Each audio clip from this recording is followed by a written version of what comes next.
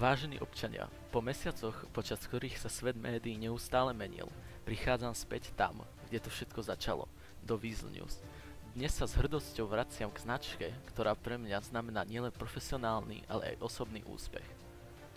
Weasel News, ktorá bola vždy symbolom nezávislej a nekompromisnej žurnalistiky, je opäť pod mojim vedením. Za mesiace, čo som bol preč, som pozorne sledoval, ako sa správy a informácie vôbec nešírili, keďže to tu mali dvaja majitelia a moc reportáží ani novín som od nich nevidel. V dobe, kedy sú pravda a fakty stále častejšou otázkou interpretácie, chcem Weasel News vrátiť k jej koreňom.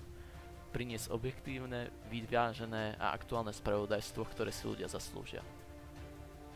Tento návrat pre mňa znamená viac než len znovu získanie mediálneho impéria.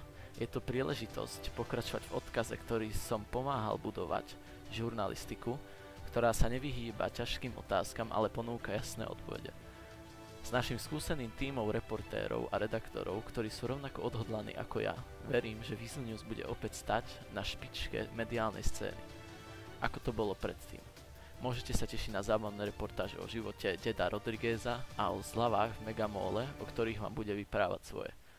Teším sa na výzvy, ktoré nás čakajú a na možnosť opäť prinášať správy, ktoré budú rezonovať so širokým publikom. Návrat do Weasel News je pre mňa návratom k hodnotám, ktoré som vždy zastával a príležitosťou formovať budúcnosť žurnalistiky. Ďakujem všetkým, ktorí mi verili a stáli pri mne počas tejto cesty. Weasel News je ale späť silnejšie ako kedykoľvek predtým.